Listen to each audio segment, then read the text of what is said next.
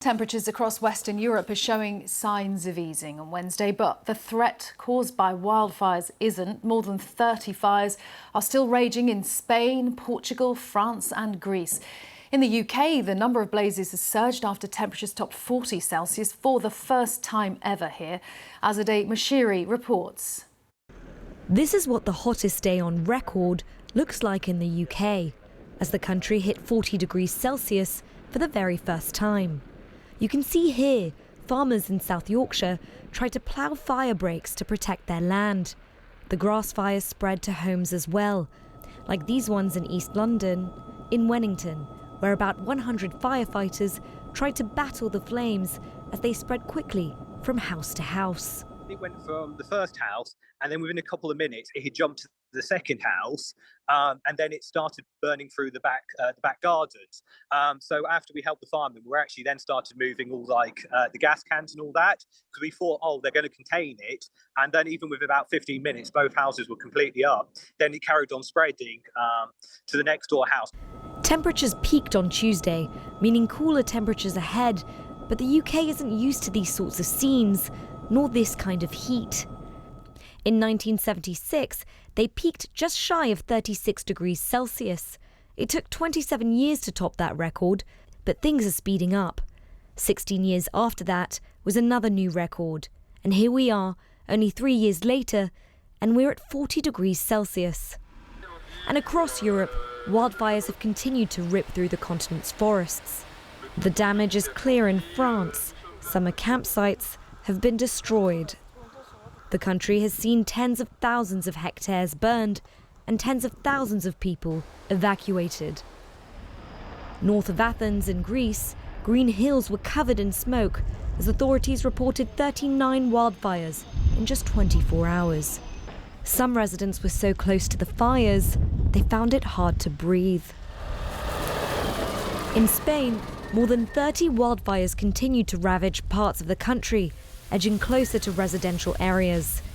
The country's Prime Minister paid a visit to one of the hardest hit regions in Galicia. So far this year, 70,000 hectares have already been burned across this country. To give us an idea, this is almost double the number of hectares that have been burnt on average over the last decade.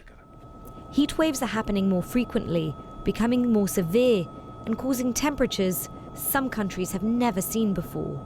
As climate scientists continue to warn world leaders about the urgent need to cut emissions, these fires have made sure the issue is front and centre for the time being. Azadeh Mashiri, BBC News.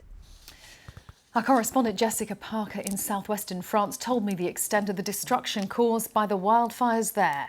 I'm at the command post for La Teste de Bouc, so as you can see behind me, lots of fire engines. Here it's sort of the command HQ for this wildfire. There's sort of two main ones that have been raging over the last week here in southwestern France. Actually, there's some good news overnight. What the authorities are saying is that the fire has made very little progress. And I don't know if you can see it, you probably can't, but there is a little bit of light rain falling now. And I'm told as well there was a little bit of rain as well overnight. Not a lot.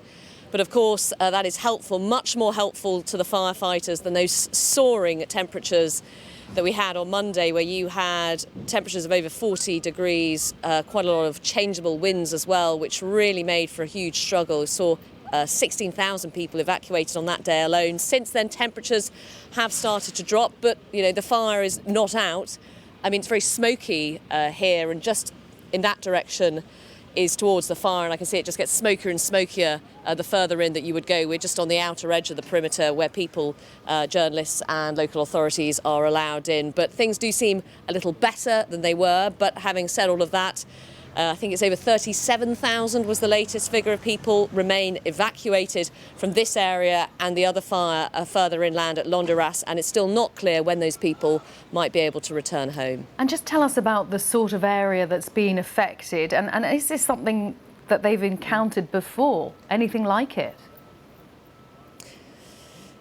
Anything like it, no, but wildfires are a known risk. We've talked to campsite owners, for example, and just in the report that we just saw, 5 campsites along this stretch of coastline here were burned down in the blaze. But when we were speaking to a campsite owner a few days ago, they were saying it is their kind of biggest risk that they take account for. But in terms of whether they've ever seen anything like this, no. Some people mention incidents sort of over 50 years ago, even 60 or 70 years ago, now I think about it, doing my maths. So this is very unusual. And of course, what we've been hearing from the likes of the World Meteorological Organization is that these kinds of heat waves with climate change could become or will become more often and maybe even more extreme. So it is something that here in southwestern France, across Europe as well, of course, we're seeing countries increasingly having to grapple with.